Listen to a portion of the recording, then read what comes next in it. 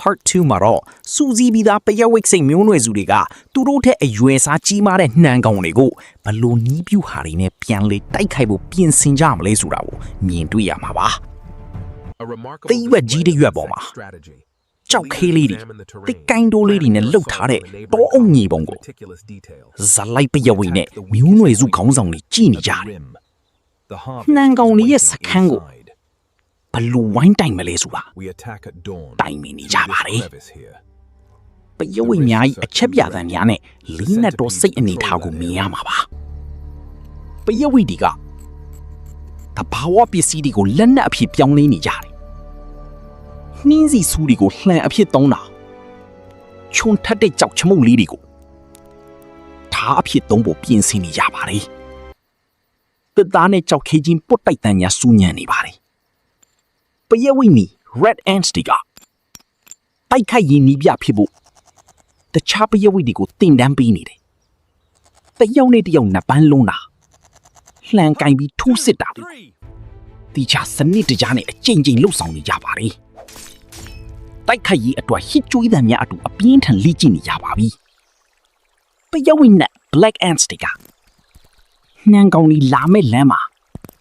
အီးရမချင်းကြီးတွေတူးနေကြတယ်ဒါမှတဲ့ချိုထက်တဲ့တစ်ကိုင်းစိတ်လေးတွေထုံထားပြီးအပေါ်ကနေမြက်ပင်နေနဲ့ဖိုးအုံနေပုံအဖွဲလိုက်နေတူရပါတယ်ဒါကစီးလုံးကြီးရဲ့အားပဲဇလိုက်ပယဝိနဲ့အဖွဲကတစ်ပင်အမြင့်ကြီးပေါ်ကနေနှံကောင်လေးရဲ့စခန်းကိုလှမ်းကြည့်နေတယ်နှံကောင်လေးကသူတို့စီကလူးသွားတဲ့အစာတွေကိုစားတော့ပြီးမူးရစ်ပျော်ပါနေကြတယ်ဝီကနေနှံကောင်များကြီးအော်ဟစ်တန်နဲ့လီတိုးတန်နဲ့ရိုးရှက်နေပါလေပယဝိဒီကပင်ကူအိမ်ဟုံးလေးကိုတုံးပြီးတနီယာနဲ့တနီယာအချက်ပြဖို့ပြင်ဆင်နေရတယ်ပင်ကူမြင်ကိုတုံခါအောင်လုပ်ပြီးရန်သူလာရင်တတိပေးဖို့အချက်ပြစနစ်ကိုလည်းတိတ်ချာလှုပ်ထားပါတယ်ပင်ကူမြင်တုံခါနေတော့အတန်အတူ high pitched vibration နှံကောင်ထုတ်လိုက်တဲ့ခေါက်ပြုတ်ကျသွားတယ်ပယစစ်တီကဝိုင်းဝန်းဖမ်းဆီးလိုက်ပြီးတော့သူတို့ရဲ့နီးပြူဟာအလွတ်ဖြစ်ကြောင်းတတ်တိပြလိုက်တာဖြစ်သွားပါပြီနှံကောင်ရဲ့အော်တန်နဲ့အတူ